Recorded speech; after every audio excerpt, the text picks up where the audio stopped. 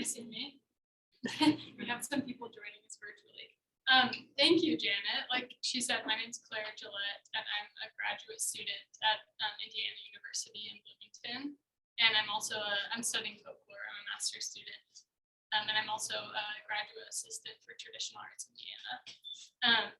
I want to first of all thank Janet for helping to coordinate all of this. There was some degree of uncertainty about how many people we were going to be able to invite because of COVID. Anyway, so this is a treat that everybody can be here in person, and also that a few people can be joining us via Zoom.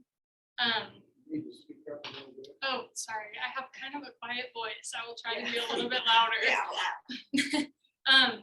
I also want to thank our funding agencies that help fund the work that we do at Traditional Arts Indiana. So I want to thank the National Endowment for the Arts and also the Indiana Arts Commission. They help fund the work that we're doing, and we're based at Indiana University, Bloomington. So I'm going to, I think how this is going to work today is we're going to watch a short documentary that John Kay, the director of Traditional Arts Indiana, produced about Dee a few years ago, and then he will present the award.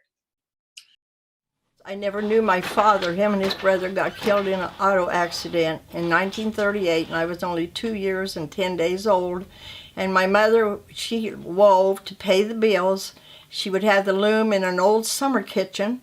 And then in the winter, it was too cold out there, we didn't have heat. She would bring it into our log cabin where I was born, and she would nail it to the floor in there, and she would weave for people. They brought their rags.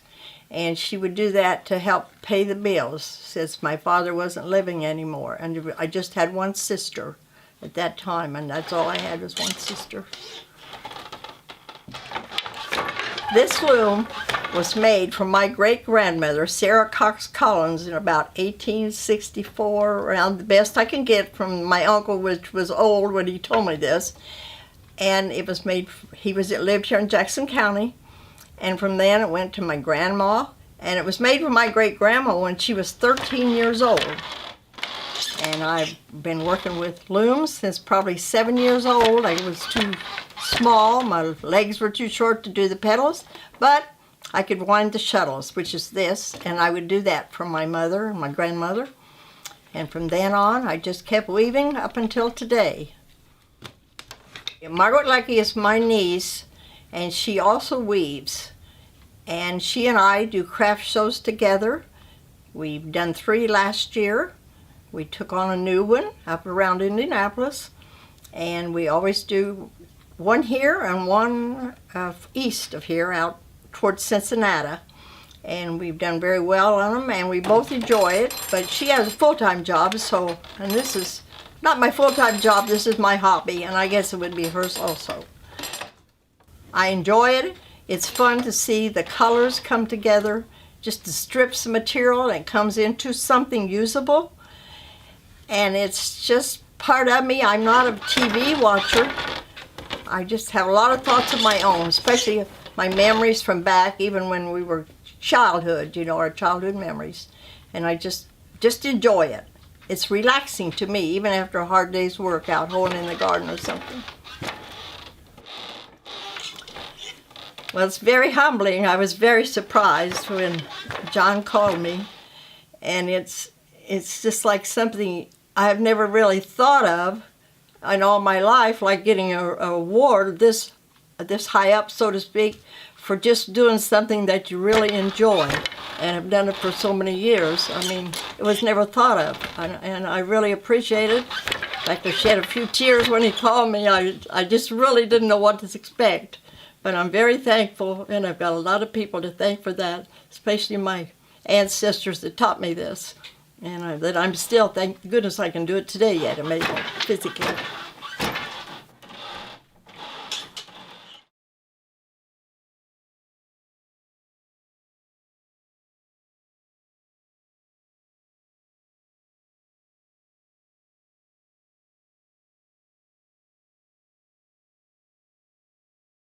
Again, I'm John Kay. I'm the director of Traditional Arts Indiana. It's a statewide folk arts program that's based at Indiana University. And I have to say, this is a day I've been looking forward to for more than 2 years. That's how long we've delayed it. This program was supposed to have been happened at Indiana University back in March of 2020. You can just imagine what happened about 2 weeks before the ceremony. The whole world seemed to shut down. And in the back of my mind during the whole pandemic, this kept playing over that I really look forward to the time that I could do this. Why is that? As I said, I'm the director of Traditional Arts Indiana, and one of the very first artists I worked with when I took over that job back in 2004 was this woman sitting on the front row right here. Dee is just one of those truly amazing, infectious people who wants to spread her happiness and goodwill and her talent every place, and to tell her family's story every place that she can possibly go. The program that we're about to have here, the Indiana Heritage Fellowships, is a program that I actually started with support from the Indiana legislature, as well as the Indiana Arts Commission and Indiana University. I looked around and I realized that unlike many other states, including all the states that surround us, we didn't have a heritage award. And we wanted to make sure that we were able to honor people who were longtime keepers of community traditions in the same way. And so when I thought of this award and I thought we need to have this, I had just a couple of people in mind, in the back of my mind, that I thought epitomized the type of people I thought of as receiving this.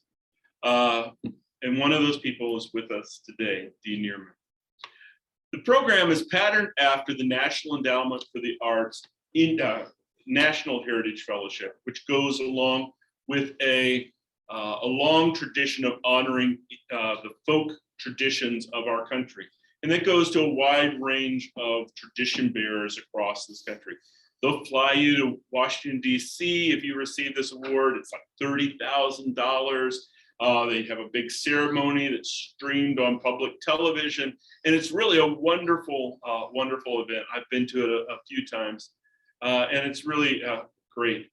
Well, we don't give out $30,000. I wish that we could. We give a small honorarium that is funded through Traditional Arts Indiana to say thank you to the artists. And we also give out an art prize. But the award is basically to celebrate a lifetime achievement in the folk and traditional arts. And I'm really excited this year, and there are people to admit in the chat there. You'll want to keep an eye on that, Claire. It is my great honor to present this award. My grandmother. I'm so sorry. Yeah. I'm so sorry. I'm glad I'm a slow talker. I'm so sorry. It is my great honor to present this award for the Indiana Heritage Fellowship to Delores Dee Nierman for her lifetime, up to this point, of work, passing on and sharing her knowledge and skill of the folk and traditional art of weaving. This is a handmade plate by artist Tom Winczak down in New Harmony, Indiana. It shows the loom that you work on and miles of carpet, as I've heard you talk about before, rolling off of there. And it includes the hand and heart, the love of making right there in that. And it's personalized on the back from Traditional Arts Indiana, the 2020 Indiana Heritage Fellowship presented to Dee Nierman Weaver. Thank And you.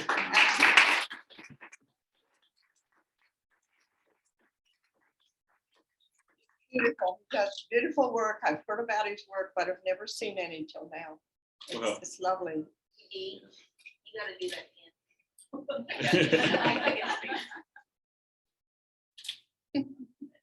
We'll get lots of poses with this afterwards. I promise. I promise. Okay. But you had some. Why don't you go ahead and have a seat here, Dee? You're going to sit here Oh, okay. because I want your cousins to be able to see you. Oh, well, yeah. And why don't you tell us Tell us a little bit about how you came to be a weaver. Well, I just lived with it all my life. So we're about 7 years old. Like I couldn't do the pedals and the weaving, so I would wind the shuttles. And then as you grew up, gradually, you could do a little more or a little less. They didn't want you around, but, and I, you know, we were always in the weaving business. Like we didn't have TV to watch at night. You didn't have radio even. So what do? You either weave or something like that, quilt. So I took up weaving. And like I said, I'm at least the 4th generation. And my niece is, and that loom that I started on is well, so not on there, but I tell about it.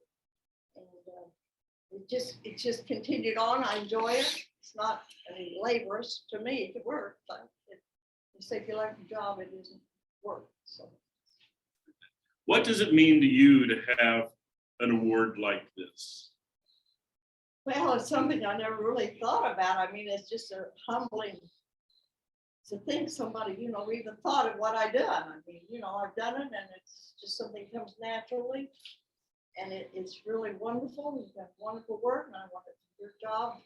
You're the one that started this, and I think I'm the 2nd or 3rd recipient. Mr. Taylor and I were kind of both on the same year. You were three or four, and Yeah. now we're up to we're getting ready to have 10. I think will be our. We've had a couple more years since then. So it is quite an honor. It really is. It's something I would have never thought of, and I sure appreciate it. We've done a lot of work on that. Thank you. But you also had some people that you wanted to thank. Yes, I do. First, I want to thank the Jackson County Library and Janet, and I want to thank Claire and thank you.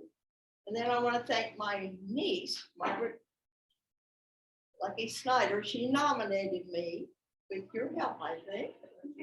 Contacted her. And then I had some people that wrote some letters of support. One was Linda Fix, Jenny Tucker, Sandra Kovner, Lisa Stiller, and then Gary Kovner, and he happens to be watching me now. And so anyway, that's just kind of the way I want to thank them. And then for all my ancestors way back, and some of them are still with us, that's helped with this project, and some of them are gone. But I want to thank them, and that was Gene and P.V. Hackman or Leland, and around the block, and they would always come help put that warp on. I mean, they whenever you're ready, at any time in the morning, they may bring the coffee, but we get that warp put on. It takes at least 3 and sometimes 4. And Glenn and I have done it. My husband, I want to thank him. And we can do it, but at 3, it really works great. Because it's not too simple.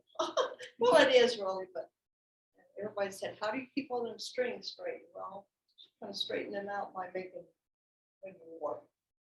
Any weaver would know what I mean by that. What's the future of this tradition? I hope it continues for many years, and I hope you pass it on. And we're both gone, and I hope it still continues because it's something to even think about that, you know, how, especially like in my case and there are other cases where they come up through the generations. Right. To understand what they did. And it wasn't, and it's so different nowadays from those electronics. All of this doesn't mean anything. I don't know how to do any of that. I don't have a big computer or nothing, but I'm thankful that people have that. Well, I've done lots of interviews and stuff with you, and I've asked you lots of questions, but I want to see if there are any questions from the audience before I ask you some more questions here. Anyone have anything they want to ask Dee or say about Dee? I have a question. I have a throw question. rugs in my kitchen, and I have 2 that I'm still planning to bring to her that is a little care, but I've always received them compliments about those throw rugs that they I could do. How many people here in the room have Dee Nierman rugs? Pretty much most of the people in the room have raised their hand. Thank you all. Some of them have many words. Does she do classes? Do you do classes, Dee? Well, I never have really. I mean, I have people come and I'll show them how to weave. Yes. I mean, but I know like with the warping, I've had different groups like home ec or things. But to warp, that takes like a couple hours to get it on the board. And then takes about half an hour to get it onto the loom. Then it takes me another hour to tie the old warp to the new. So, I mean, takes several hours. It's probably 4 or 5 hours before you get the tension and everything set up to go. I mean, but if anybody wanted to see it, yeah, I've showed a lot of people how to do it. Let me just interject something. Program I direct, Traditional Arts Indiana, in addition to doing the Heritage Fellowship Award, we have a program called an apprenticeship program, where we fund a master artist to pass on their traditional knowledge to the next generation. We pay the master artist $3,000, and then we pay the apprentice $1,000. And that could go towards buying material, getting a loom, paying for transportation, whatever the case may be.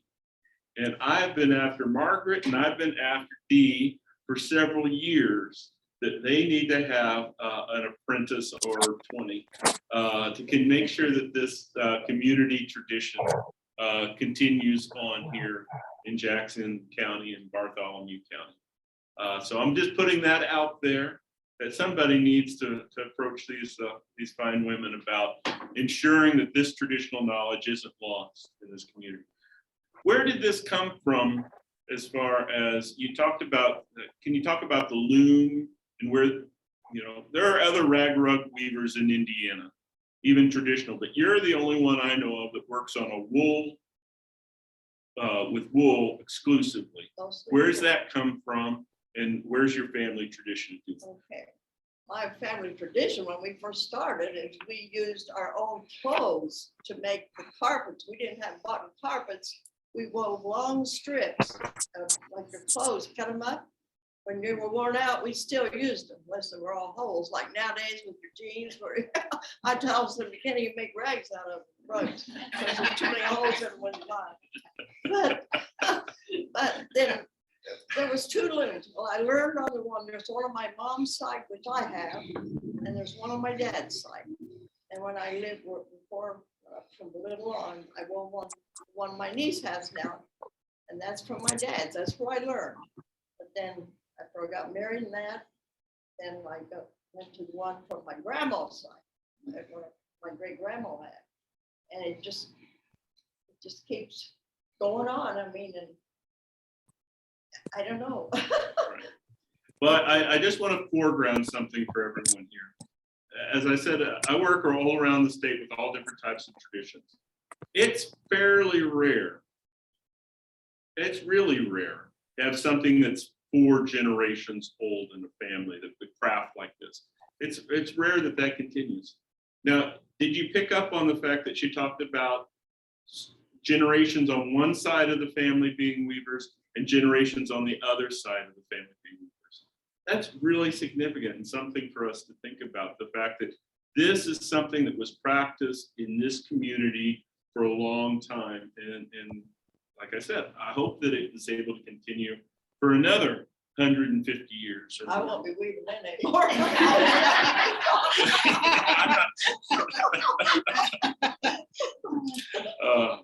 So I think that this is all really really wonderful.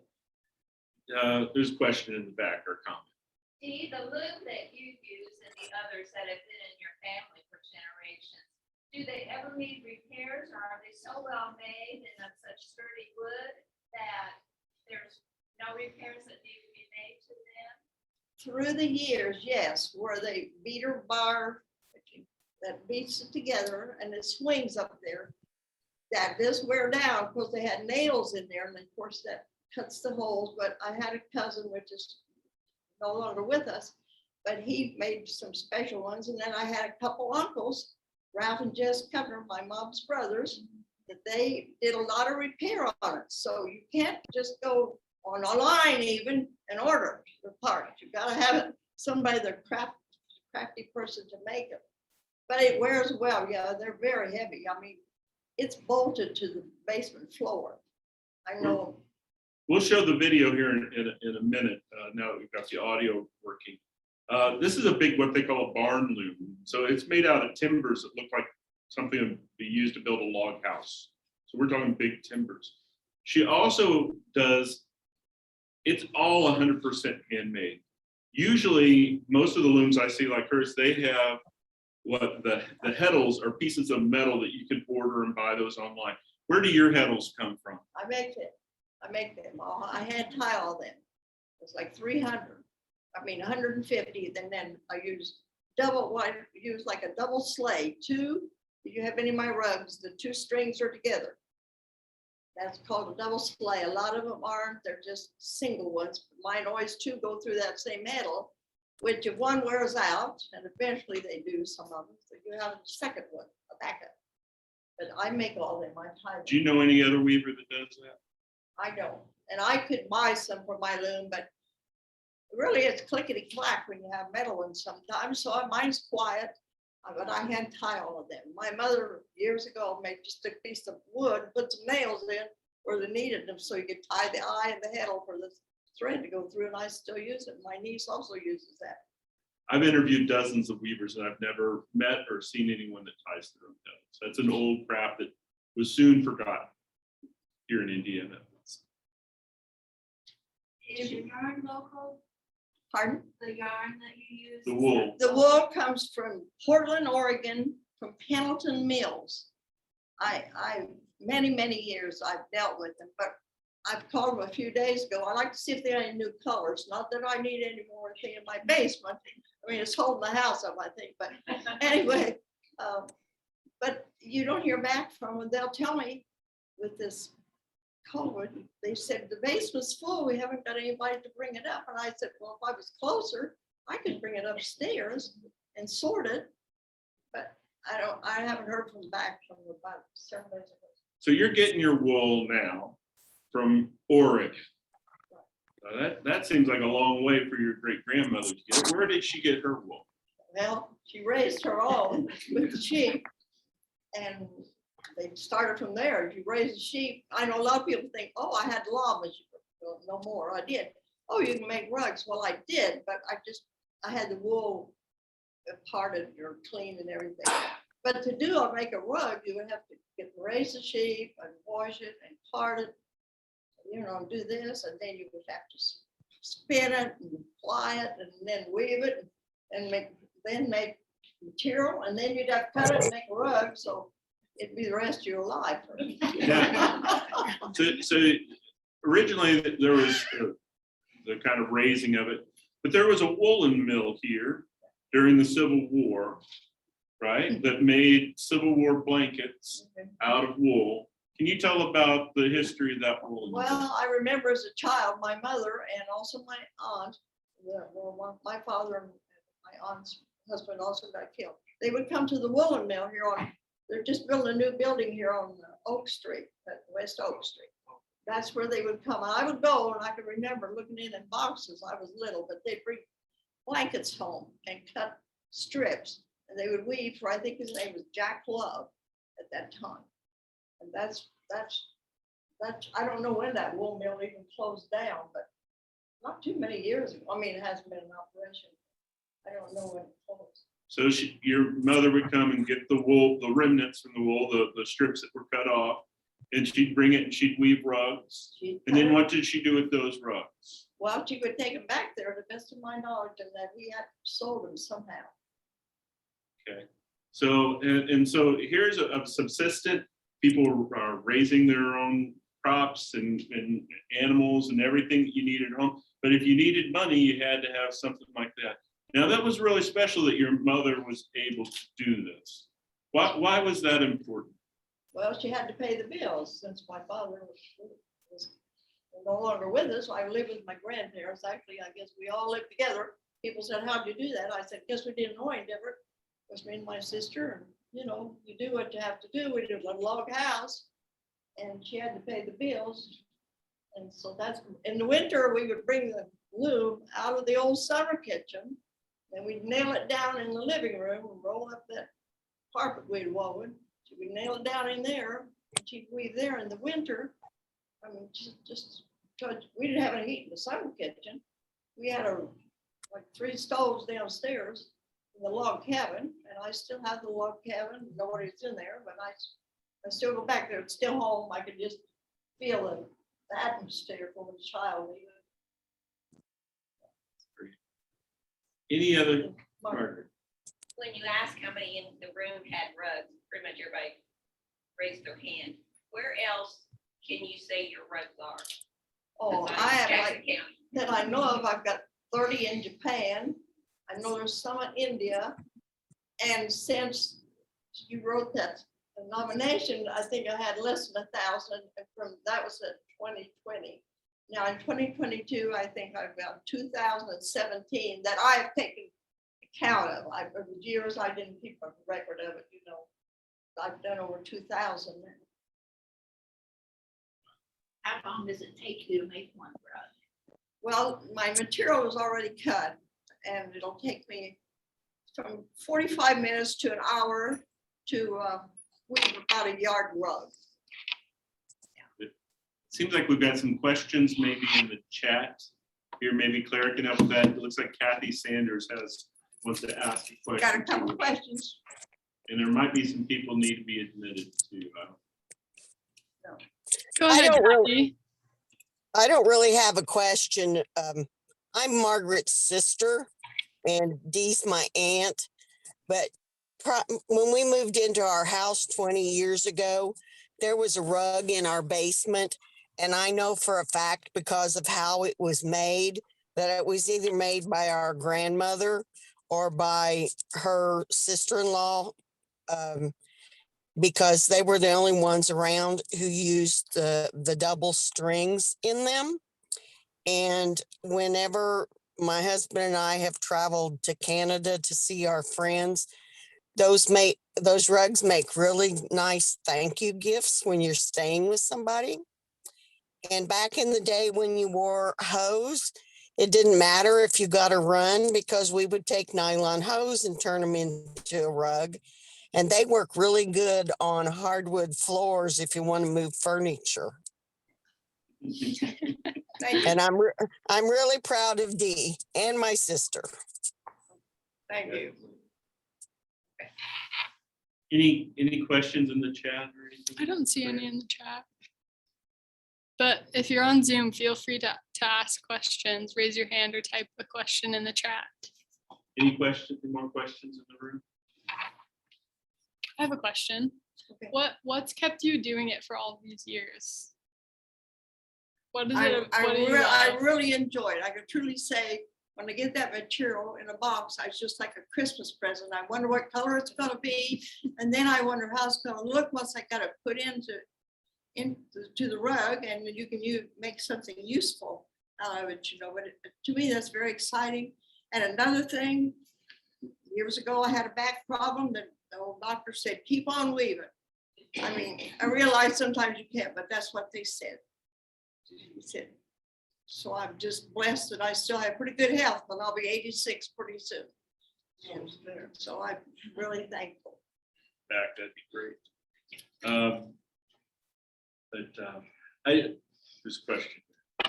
See, when you would take it from the summer kitchen into the house, did you have to take the whole thing? We had apart to and then dismantle. put it back together? We dismantled the whole thing and would put it back. Of course, you had to wait until the warp was off, or you would have a mess you would never get straightened out.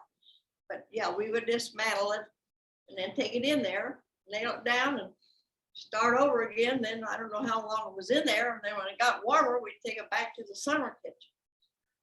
So a lot of work, but we didn't have nothing else to do, I guess. Have you ever tried weaving on a smaller loom or any different? I have a little tabletop, and I also have another one that's like a floor model. And then my cousin Sandra Kovner and I, at one time had a 10-foot one. It took two to run that, and we donated that down to St. Miners down there, because it took two, and then there was conflict and working and taking care of our parents back in them days. So it didn't work, so we gave it away. But yeah, But this is the only loom, this only has like up and down. The other looms have maybe 4, you know, or 6 panels, something like that. Or hand. This has two, what do they call those? 2 of the harness, one up, one down. Yeah, 2 harness rather than, most of them are 4 or more. And this is actually, I think, just like a rug loom, you know. And there's a lot of looms you can weave rugs on, but this is a very sturdy loom. You can tell, I mean, it's got braces, like big, wide ones. Yeah. We'll talk about this in just a second, but I wanted to ask you first, you know, when you walk in and you see a rug, everyone talked about having the rugs here, they raise their hand. I'm always interested in not just what I see as being a good rug, but what the maker sees as being a good rug. When you look at somebody's rug and whether it's well made or not, what do you look for? First of all, I look for how tightly it was beaten together. And you can really got the weight with your beater bar and that. When you beat that, it really at least 3 times, sometimes 4 times to beat those 2 of that into the warp. And I've never seen them judge any of my rugs, but they say they put their fingers, see if they can put it through there where that's beaten together. Each time you put a pedal up and down, you know, you cross that, otherwise it would come out. But they said that's how they judge. A lot of them do. They see if you can get your finger between where they're beat together. And I mean, we all do weaving. It's all different, but this is a heavy loom. It will really beat it in there. Right. And I have to say, I think Margaret and yours rugs are probably the tightest I've ever seen.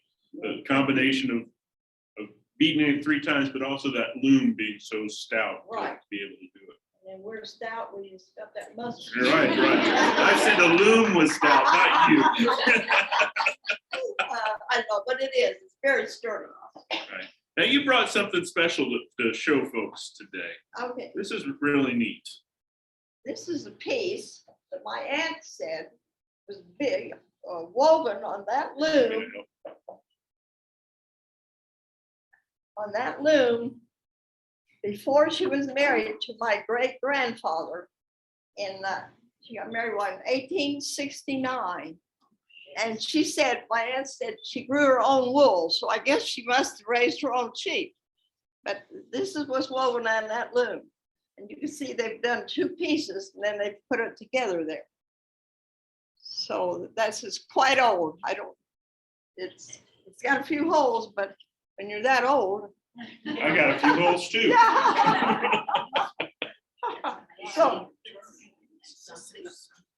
So anyway, that's a lot of work, folks. There's no time for TV or cell phones or nothing. Strictly work, looks like to me, and so I do appreciate that. Well, I know for a fact that there's a lot of folks that want to congratulate you and to talk to you more one-on-one. We could talk forever like this, but I wanted to say just one more time again, congratulations. And I want to present to everyone the 2020, a couple years late, Indiana Heritage Fellow, Delores Dee Nierman.